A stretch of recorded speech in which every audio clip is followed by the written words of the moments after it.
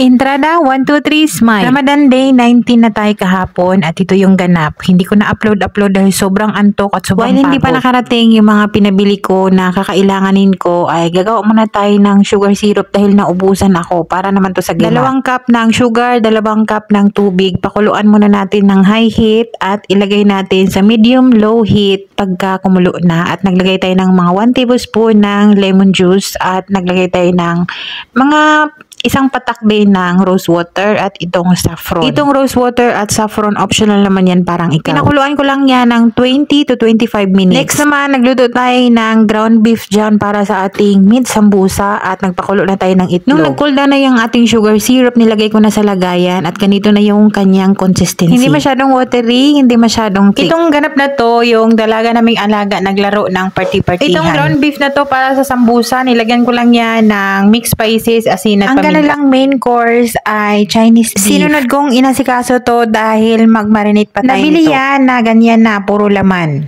So sa Chinese beef or beef stir fry, hiwain natin yan across the groove or across the line ng karne para maiwasan ang pagkakunat.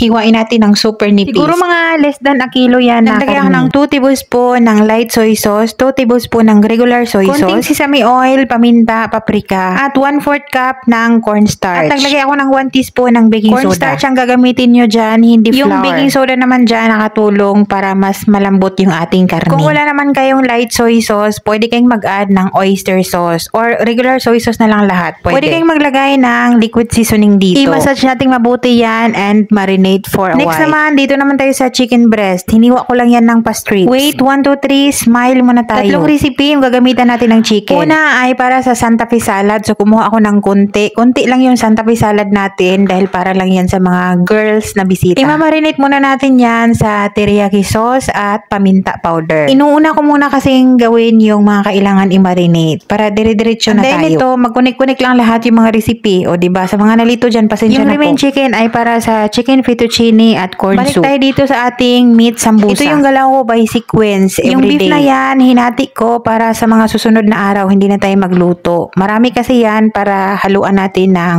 boiled egg, baka masira. So, yung hinaluan ko ay enough lang yan para kahapon at parang so, naganda tayo ng boiled egg, chopped chives, and dill. At ibabalot na natin yan. Yung binalot ko dyan ay para lang yan sa beef sambusa. Yung ibang kind ng sambusa, kung nanonood kayo bago nag-umpisa yung Ramadan, meron tayong naka-freezer or naka-stack na sa freezer yung mga cheese at mga potato. Next, dito naman tayo sa sweets. Gimat naman ang napili ni Amo. Same pa rin yung ingredients natin, yung in-upload ko separate, pero nag-less lang ako ng water at dinouble ko yung recipe dahil meron tayong bisita. At this time, masasabi kong perfect na siya. 4 days ago, nagluto ako ng gimat at nag-upload separately at nakalimutan kong ilagay doon yung oil. Binago ko lang dito is instead of 2 cups and 6 tablespoons of water, ginawa kong 2 cups and 3 tablespoon of water and enough na siya. Kung nakita nyo, dinahan-dahan ko or hinuli ko yung 3 tablespoon ng water dahil tinansya ko yung flour or mixture natin. Salamat sa mga nag-comment na too watery yung aking mixture kaya hindi siya nag-form na balls. Ito talaga ang gimat na to, sa totoo lang, napaka-challenging. Madali lang siyang tingnan or madali lang siyang, feeling mo madali lang siyang gawin pero napaka-challenging. It's either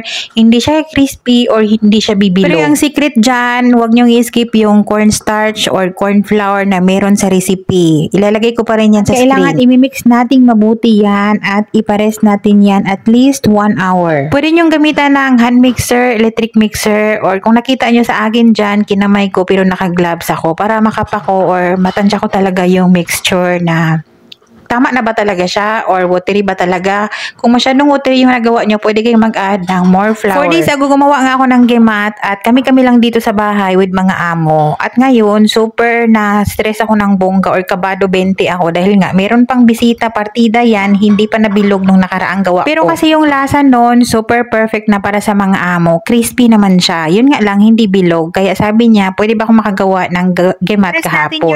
Dito naman tayo sa mga gulay para sa beef stir fry. red bell peppers, white onion, and carrots. For the sauce naman, 1 cup ng water at 1/4 cup ng ketchup. Naglagay ako ng 3 tablespoon ng sugar, depende sa gusto nyo tamis. Naglagay ako ng 1 tablespoon ng corn flour, 1/4 cup ng regular soy sauce. Naglagay ako ng light soy sauce na mga 2 tablespoon yan. At naglagay ako dyan ng paminta. I-adjust nyo na lang yung timpla, depende sa gusto nyong taste. Set aside muna natin yung beef dahil mas maganda yon i-serve fresh from the pot. Dito muna tayo sa soup nila. Corn soup naman yung napili. Gumamit ako ng butter at nagisa na tayo ng white onion at inad ko na dyan yung chicken breast na konti. Para siyang mince na pagkakat ng chicken breast. At gumamit ako dyan ng 2 pack ng corn soup na ready to mix at 1 pack din ng chicken soup na ready to mix. Maggi brand yung gamit ko. At nag-blend ako ng 1 can ng corn kernel. Kung meron kayong cream style na corn, yun yung gamitin nyo. And then nag-add ako ng tubig. Meron namang instruction doon sa pack ng Maggi. Sundin nyo yung tubig. Pero sa akin, tinansya ko lang yung consistency. Nakita ko dyan yung mixture kasi or yung pack na sa corn, merong nakalutang na mga, parang naka-freeze dry na mga corn. So, kinuha ko siya at blender para ganyan na yung itsura niya. Para more creamy, naglagay tayo ng cooking cream. So, ganyan na yung kanyang consistency at ready na yan. Initin ko na lang yan mamaya. Last minute yan, sobrang harag. Paano ba naman? Ang dami kong sinalang tapos 3 burner yung available dahil yung isang burner na malaki ay hindi na siya gumagana. Sa mga kabilang burner, nagsaing na tayo ng white rice. Nagpakulo tayo ng tubig para sa ating fettuccine pasta. Itong chicken na to, ito yung minarinate natin kanina para sa ating chicken Santa Fe salad. Nung kumulo na yung water, nilagay natin yung fettuccine pasta. Habang nakasalang yung mga nakasalang dyan sa burner, dito naman tayo sa ating salad. So, naglagay tayo ng lettuce, red beans, kamatis, hiniwa ko ng pa-cubes at corn.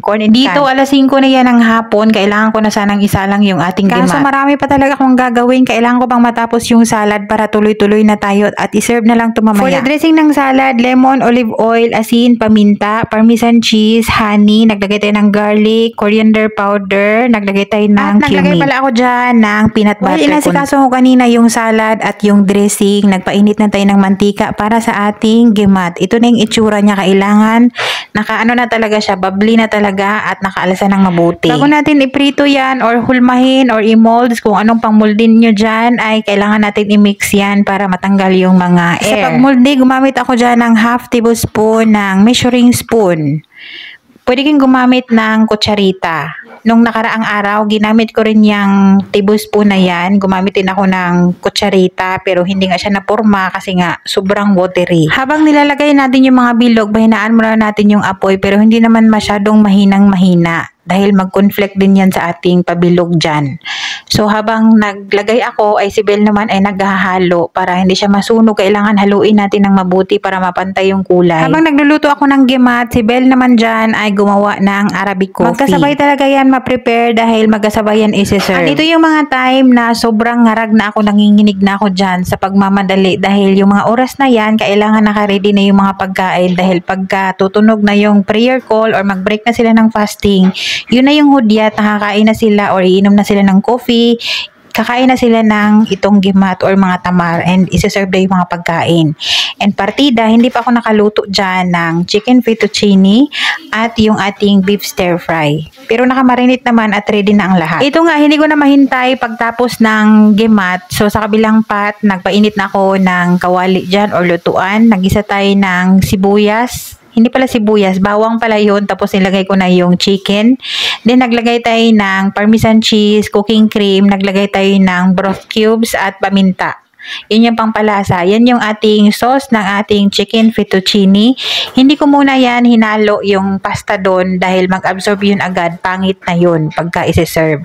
So, huli natin gagawin yun. Sobrang dikit kasi yung mga lutuan namin kaya hindi siya pwedeng isabay lalo na pag malaking pot yung gamit natin. Dahil sa may bisita, so 2 dining yung ating servingan. So, yung ating gimat hinati ko 2 bowl. Sa isang bowl, nilagyan natin yan ng sugar syrup. Hahatiin din natin yan, bali 2. Isang plain sa mga bisita, isang plain din para sa mga amo, itong sugar syrup.